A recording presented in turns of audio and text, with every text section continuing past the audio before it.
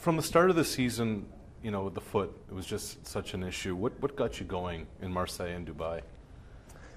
Well, I didn't expect that start of the season. So when I get back to France after the Davis Cup in Japan, I needed some time to work and to come back in a good shape. I made a good tournament in Marseille, losing to Joe in the final.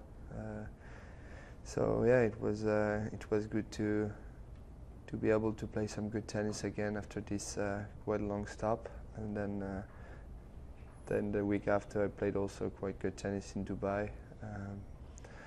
So yeah, I mean I was happy to get these 2 weeks after the long months of the January. Is the foot something you still have to manage, or is it okay? No, it's behind me. Gotcha. Starting with Davis Cup in April, you ripped off a stretch. You won 9 of 10 matches. What does that signify to you of what you're capable of? Well, I made a very good start on the clay court season. I won my first match. Then I made a semi-final in Monte Carlo and win Budapest. Right. So yeah, it was a good start.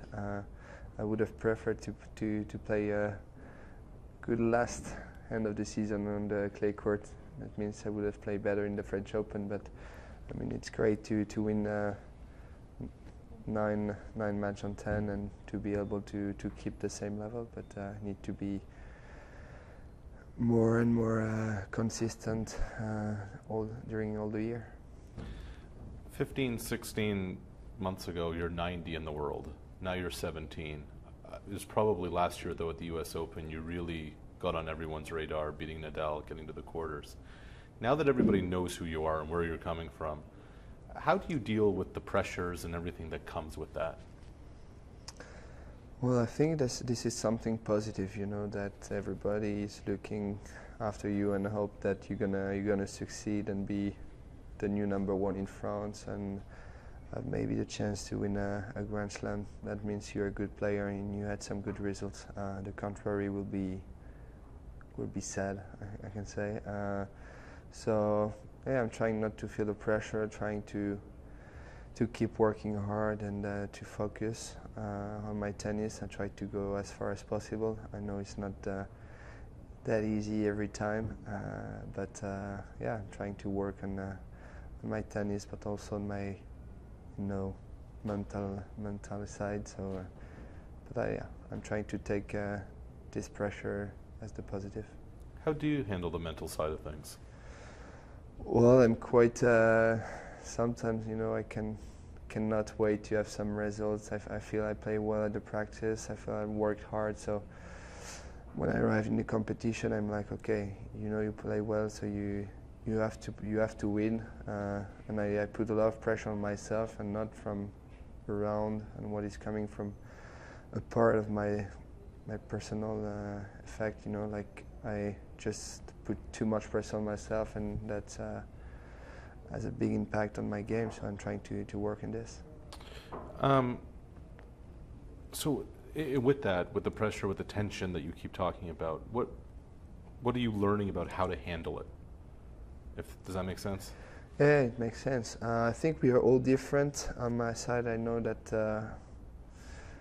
I really need to keep being aggressive on the court. If I'm trying to push the ball and not to be like free on the court, then that's when I'm not gonna be a good player, and I'm not gonna be dangerous for the others. So I need to keep being the guy who's aggressive on the court, coming to the net. I need to feel free to play and to miss. It's okay, you can miss. You're gonna miss a lot of shots in your career, so you have to accept that. You and Roger, what have you learned the most from him as a training partner, as from the business side of the game? What do you think that you've taken the most from your experience with him? I think what is incredible with him is that even after all he has won so many tournaments, Grand Slam, he won everything. He is still trying to improve every day, and he's still trying to find something new, to be better and better, and that's why he's still at his best. You know, if you stop improving, then you're going down, and he has never stopped. He's always pushing the limit and always trying to be better. So that's what shocked me the most. For you, you've said you want to serve better. Has that become a priority for you? Well, I want to serve better. I want to play better. That's not the priority. The priority, I think, is to be, to be great in my mental side. This is the most important in tennis, a part of the technique and the tennis.